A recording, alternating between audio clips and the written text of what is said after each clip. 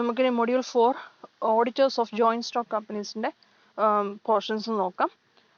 First 2 paragraph introduction മാത്രമേ ഉള്ളൂ. നേരെ ഞാൻ qualifications of a company auditor എന്നുള്ള പാരഗ്രാഫിലേക്ക് പോവുകയാണ്.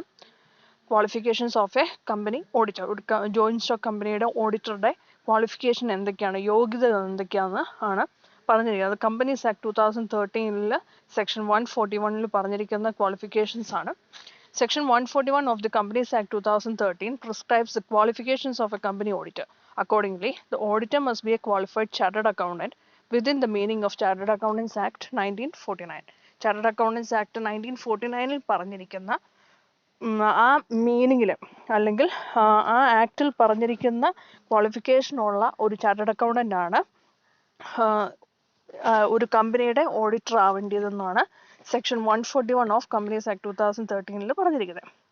എന്താണ് ചാർട്ടേഡ് അക്കൗണ്ടന്റ് എന്നുള്ള ചാർട്ടേഡ് അക്കൗണ്ടൻസ് ആക്ട് 1949 പറഞ്ഞിരിക്കുന്നത് നോക്കാം.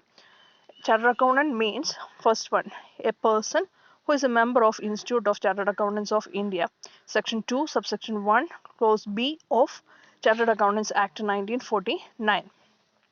Chartered Accountants Act 1949 Section 2, Subsection 1, Clause B യിൽ പറഞ്ഞിരിക്കുന്നത് institute of chartered accountants of India എന്ന ആ ഒരു ഇൻസ്റ്റിറ്റ്യൂട്ടിൽ മെമ്പർ ആയിരിക്കണം. മെമ്പർ ആണെന്ന് വെച്ചാൽ ഒരു CA ഫൈനൽ പാസ്സായ ഒരു മെമ്പർ ആയിരിക്കണം.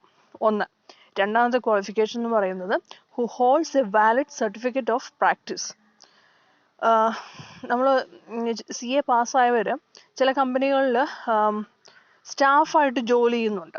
എന്ന് വെച്ചാൽ അക്കൗണ്ടൻ്റ് ആയിട്ടല്ല, ഒരു കമ്പനിയുടെ തന്നെ കാര്യങ്ങൾ നോക്കാൻ അല്ലെങ്കിൽ അതിൻ്റെ അഡ്മിനിസ്ട്രേറ്റർ ആയിട്ട് പ്രവർത്തിക്കുന്ന ആളുകളുണ്ട്. അവർക്ക് സർട്ടിഫിക്കറ്റ് ഓഫ് പ്രാക്ടീസ് ഇല്ല. അവർ ജസ്റ്റ് CA പാസ്സായെന്ന് ഉള്ളൂ, മെമ്പറാണ്, പക്ഷെ അവർക്ക് സർട്ടിഫിക്കറ്റ് ഓഫ് പ്രാക്ടീസ് ഇല്ലായിരിക്കും. സർട്ടിഫിക്കറ്റ് ഓഫ് പ്രാക്ടീസ് ഉള്ളതെന്ന് പറഞ്ഞാൽ സ്വന്തമായി ഓഫീസ് ഇട്ട് കുറേയേറെ സ്ഥാപനങ്ങളുടെ അല്ലെങ്കിൽ കമ്പനീസിൻ്റെ ഒക്കെ ഓഡിറ്റും അതിൻ്റെ കാര്യങ്ങളും എല്ലാം നോക്കുന്ന ആൾക്കാണ് സർട്ടിഫിക്കറ്റ് ഓഫ് പ്രാക്ടീസ് വേണ്ടത്. അങ്ങനെ ഈ 2 ക്വാളിഫിക്കേഷനും ഉള്ള ആളെയാണ് ചാർട്ടേഡ് അക്കൗണ്ടന്റ് എന്ന് ഈ സെക്ഷൻ 141 കമ്പനീസ് ആക്ട് 2013 ആവശ്യത്തിന് വേണ്ടിയിട്ട് ചാർട്ടേഡ് അക്കൗണ്ടന്റ് എന്ന് പറയുന്നത്. A firm whereof majority of partners practicing in India are qualified for appointment as aforesaid may be appointed by its firm name to be auditor of a company.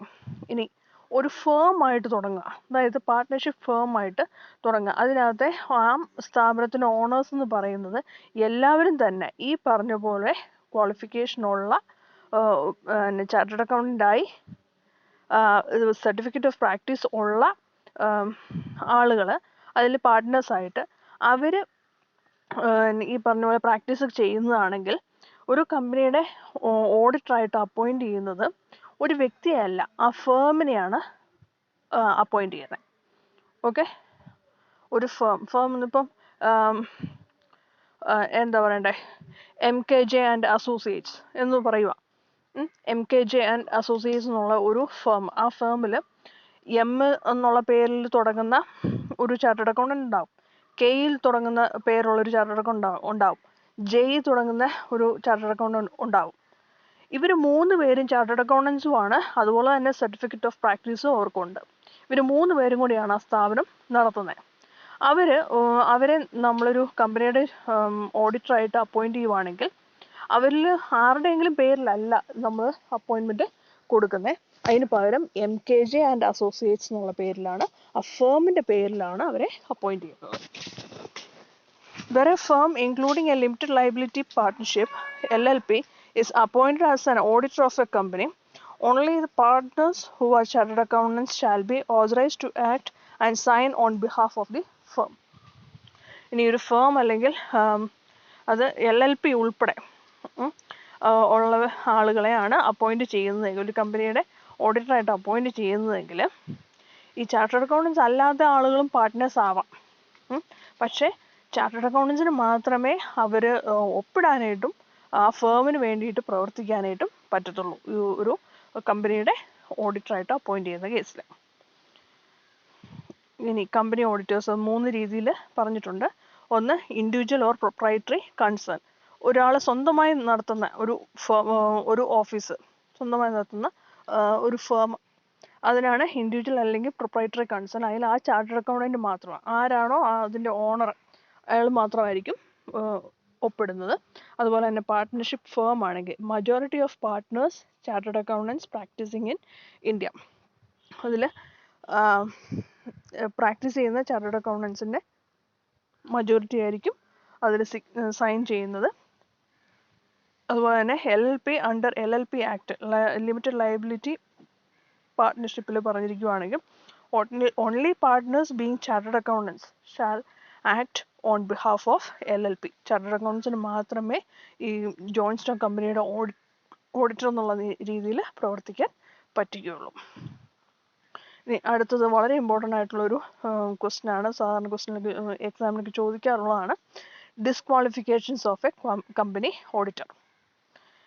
എന്താണ് auditor എന്നും qualifications of a company auditor എന്നും സാധാരണ ചോദിക്കാറുള്ളതാണ്. ഈ chapter വളരെ important ആണ്, important ആയിട്ടുള്ള questions മാത്രമേ ഇതിലുള്ളൂ. അതുകൊണ്ട് ഇനി അടുത്തത് ഈ disqualification of a company auditor എന്ന് പറയുന്നത് വളരെ ഇമ്പോർട്ടൻ്റ് ആയിട്ടുള്ളൊരു സെക്ഷനാണ്, മിക്കവാറും എക്സാമിനൊക്കെ ചോദിക്കുന്നതുമാണ്. അതിൻ്റെ അത് പഠിച്ചു വെക്കണം ഈ പോയിന്റ്സ് എല്ലാം. Section 141 subsection 3. According to Section 141 subsection 3 of Companies Act 2013, the following persons are not qualified for appointment as auditors of a company. Companies Act 2013 section 141 subsection 3 അനുസരിച്ച് ഈ താഴെ പറയുന്ന ആളുകളെ ഒന്നും ഒരു കമ്പനിയുടെ ഓഡിറ്ററായിട്ട് അപ്പോയിന്റ് ചെയ്യാൻ പറ്റത്തില്ല.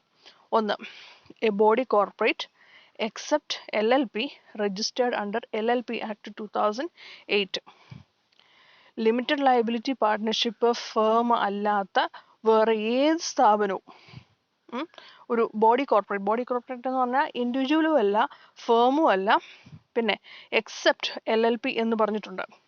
LLP ഒഴികെ LLP ആക്ട് 2018 രജിസ്റ്റേർഡ് ആയിട്ടുള്ള LLP ഒഴികെ ബാക്കി ഒരു ബോഡി കോർപ്പറേറ്റിനെയും, അതായത് ഒരു കമ്പനിയോ അതല്ലെങ്കിൽ ഒരു AOP അസോസിയേഷൻ ഓഫ് പേഴ്സണോ അല്ലെങ്കിൽ ബോഡി ഓഫ് ഇൻഡിവിജ്വൽസിനോ ഒന്നും തന്നെ ഒരു കമ്പനി ഓഡിറ്റർ ആവാൻ സാധിക്കില്ല.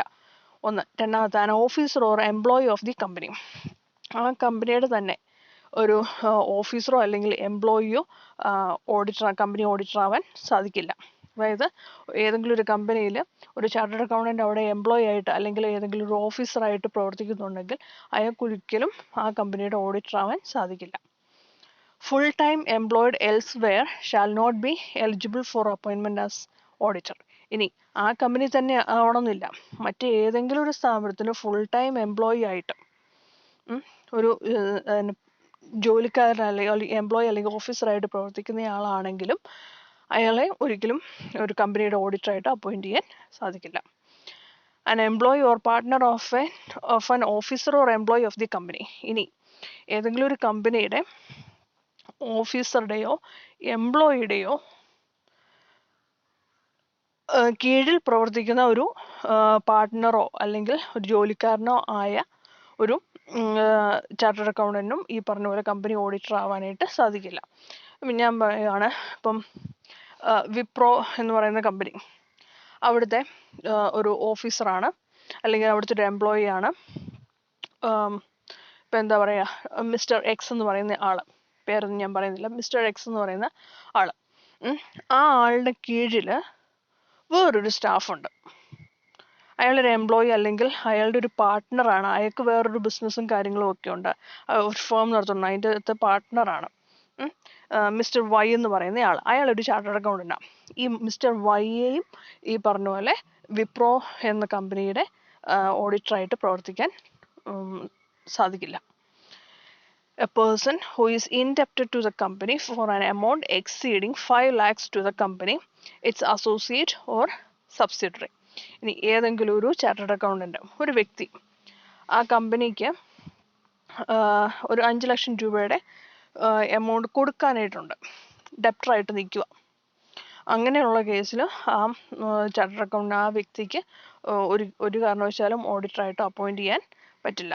അതൊരു അസോസിയേറ്റ് ആയിട്ടുള്ളൊരു കമ്പനി, അതായത് ആ കമ്പനിയുടെ തന്നെ ഒരു ബ്രാഞ്ച് ആയിട്ടോ അല്ലെങ്കിൽ ഒരു സബ്സിഡറി ആയിട്ടോ ഒരു ഹോൾഡിംഗ് കമ്പനി ആയിട്ടോ പ്രവർത്തിക്കുന്ന ഒരു സ്ഥാപനത്തിലോട്ടും ഈ പറഞ്ഞ പോലെ 5 ലക്ഷം രൂപയ്ക്ക് മേലെ എമൗണ്ട് കൊടുക്കാനുള്ള ഒരാളെയും നമുക്ക് ചാർട്ടേഡ് അക്കൗണ്ടന്റ് ആയിട്ട് അപ്പോയിന്റ് ചെയ്യാൻ പറ്റത്തില്ല. Guarantee or security provided for more than 1 lakh in relation to indebtedness of any third person to the company. ഇനി മൂന്നാമത് ഒരാളുടെ ഒരു കടം അതിന് ഗ്യാരണ്ടി കൊടുക്കുക അല്ലെങ്കിൽ ഒരു സെക്യൂരിറ്റി കൊടുത്തേക്കുന്ന ഒരാളാണെങ്കിലും ആ ആളെ 1 ലക്ഷം രൂപയ്ക്ക് മേലോട്ടുള്ള എമൗണ്ടിനാണ് അല്ലെങ്കിൽ ഗ്യാരണ്ടി അല്ലെങ്കിൽ സെക്യൂരിറ്റി കൊടുത്തിരിക്കുന്നതെങ്കിൽ, അതായത് മിസ്റ്റർ എക്സ് എന്ന് പറയുന്ന ആള് അയാള് ഒരു മുമ്പേ പറഞ്ഞ കമ്പനിയുടെ തന്നെ പേര് പറയാം, വിപ്രോ എന്ന് പറയുന്ന കമ്പനിക്ക് 1 ലക്ഷം രൂപയ്ക്ക് മേലെ കൊടുക്കാനിട്ടുണ്ട്. മിസ്റ്റർ എക്സ് എന്ന് പറയുന്ന ആള് ഈ മിസ്റ്റർ എക്സ് പൈസ കമ്പനിയിലോട്ട് അടച്ചില്ല എങ്കിൽ മിസ്റ്റർ വൈ തന്നോളാന്ന് ഒരു ഗ്യാരണ്ടി കൊടുത്തിരിക്കുക അല്ലെങ്കിൽ ഒരു സെക്യൂരിറ്റി കൊടുത്തിരിക്കുക. ആ കേസിലും മിസ്റ്റർ വൈയെ നമുക്ക് അപ്പോയിന്റ് ചെയ്യാൻ സാധിക്കില്ല. A person holding the security or interest in the company, subsidiary, holding, associate or subsidiary of such holding company. ഇനി ഏതെങ്കിലും ഒരു കമ്പനിയുടെയോ അല്ലെങ്കിൽ അതിൻ്റെ സബ്സിഡറി കമ്പനിയോ അതല്ലെങ്കിൽ ഹോൾഡിംഗ് കമ്പനിയോ അതല്ലെങ്കിൽ അസോസിയേറ്റ് കമ്പനിയോ അതല്ലെങ്കിൽ മറ്റെന്തെങ്കിലും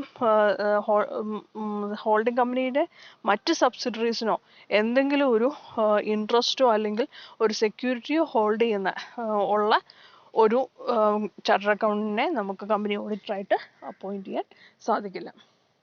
An auditor who is already an auditor of more than 20 companies. ഇനി ഇതുപോലത്തെ തന്നെ 20 കമ്പനി, ജോയിന്റ് സ്റ്റോക്ക് കമ്പനിയാണ് ഉദ്ദേശിക്കുന്നത് കേട്ടോ, അല്ല സാധാ ഈ പ്രൊപ്രൈറ്ററി കൺസേണോ അല്ലെങ്കിൽ ഫേമോ അല്ല. 20 കമ്പനിയുടെ ഓഡിറ്ററായിട്ട് 20 കൂടുതൽ 20 വരെ മാക്സിമം പറ്റുള്ളൂ, 20 കൂടുതൽ പറ്റുകയില്ല. അങ്ങനെ 20 കമ്പനിയുടെ ഓഡിറ്ററായിട്ട് പ്രവർത്തിക്കുന്ന ഒരു ആളാണെങ്കിൽ ആ ആളെയും നമുക്ക് ഒരു ജോയിന്റ് സ്റ്റോക്ക് കമ്പനിയുടെ ഓഡിറ്ററായിട്ട് അപ്പോയിന്റ് ചെയ്യാൻ സാധിക്കില്ല. Convicted of an offense involving fraud and a period of 10 years not elapsed from the date of such conviction. ഇനി എന്തെങ്കിലും ഒരു തട്ടിപ്പ് നടത്തിയതിൻ്റെ പേരിൽ അല്ലെങ്കിൽ ഒരു ഫ്രോഡ് കാണിച്ചതിൻ്റെ പേരിൽ ഒരു കുറ്റാരോപണം ഉണ്ടായ ആളാണെങ്കിൽ ആ തെറ്റിന് ശേഷം 10 വർഷം കഴിഞ്ഞിട്ടില്ല എങ്കിലും ആ ആളെ നമുക്ക് കമ്പനി ഓഡിറ്ററായിട്ട് അപ്പോയിന്റ് ചെയ്യാൻ സാധിക്കില്ല. Any person who is disqualified by any of the above reasons for the holding company, subsidiary company or co-subsidiary of the company. ഇനി ഒരു കമ്പനിയുമായി ബന്ധപ്പെട്ടല്ല ഫ്രോഡോ അല്ലെങ്കിൽ മറ്റെന്തെങ്കിലും ഒരു തട്ടിപ്പൊക്കെ ചെയ്ത ഒരു വ്യക്തി ആ ആളുടെ കാര്യത്തിൽ 10 വർഷം കഴിഞ്ഞിട്ടില്ല എങ്കിൽ, ആ ഒരു തെറ്റിന് ശേഷം 10 വർഷം കഴിഞ്ഞിട്ടില്ല എങ്കിൽ, any person who is disqualified by any of the above reasons for the holding company, subsidiary company or co-subsidiary of the company. ഇനി ഒരു കമ്പനിയുടെ മാത്രമല്ല, ആ കമ്പനിയുടെ ഹോൾഡിംഗ് കമ്പനിയുടെയോ അല്ലെങ്കിൽ സബ്സിഡറി കമ്പനിയുടെയോ അല്ലെങ്കിൽ co-subsidiaryയുടെയോ കേസിലാണെങ്കിലും ഈ പറഞ്ഞ പോലെ ഫ്രോഡോ അല്ലെങ്കിൽ മറ്റെന്തെങ്കിലും തട്ടിപ്പ് കാര്യത്തിൽ ശിക്ഷ അനുഭവിച്ചതിന് ശേഷം, ആ ഒരു തട്ടിപ്പിന് ശേഷം 10 വർഷം കഴിഞ്ഞിട്ടില്ലാത്ത ഒരു വ്യക്തിയാണെങ്കിലും ആ കമ്പനിയുടെ കാര്യത്തിലാണെങ്കിലും ഈ പറഞ്ഞ പോലെ ഓഡിറ്ററായിട്ട് അപ്പോയിന്റ് ചെയ്യാൻ സാധിക്കില്ല. An auditor shall be deemed to have vacated his office if he become disqualified due to any of the factors listed above after his appointment. ഇനി അദ്ദേഹത്തിന് അപ്പോയിൻമെന്റിന് ശേഷം ഈ പറഞ്ഞ എന്തെങ്കിലും ഒരു ഡിസ്ക്വാളിഫിക്കേഷൻ അയാളുടെ കാര്യത്തിൽ ഉണ്ടാവുകയാണെങ്കിൽ ഓട്ടോമാറ്റിക്കായിട്ട് തന്നെ അയാളുടെ ഓഫീസിൽ നിന്ന് അല്ലെങ്കിൽ അയാൾ ഓഡിറ്ററായിട്ട് ഡിസ്ക്വാളിഫൈഡ് ആവുകയാണ് ചെയ്യുന്നത്. അയാളുടെ ഓഫീസിൽ നിന്ന് അയാൾ ഒഴിഞ്ഞു പോകേണ്ടി വരും, അതായത് ഓഡിറ്റർ അല്ലാണ്ടാവുകയാണ് ചെയ്യുന്നത്.